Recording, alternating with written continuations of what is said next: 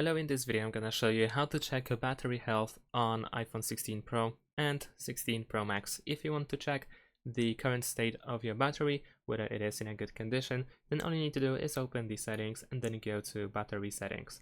Over here choose battery health and you will find two most important information about the battery. That is the battery health itself, where if it says normal, then of course you don't have to worry about anything. If it's nothing less than normal, then it should be fine. And of course, if you have the information about the maximum capacity, then of course this is also a good indicator which you can use to know about the current state of your battery. If it starts dropping, of course after some time the maximum capacity will drop and the battery will be a little bit worse, but if you think that you are in a critical condition, then of course you can check that over here, verify it, and then you can do something about it, like replace the battery or use your warranty. And that's it. Thanks for watching, leave a like and subscribe to my channel, and see you in my next videos. Bye.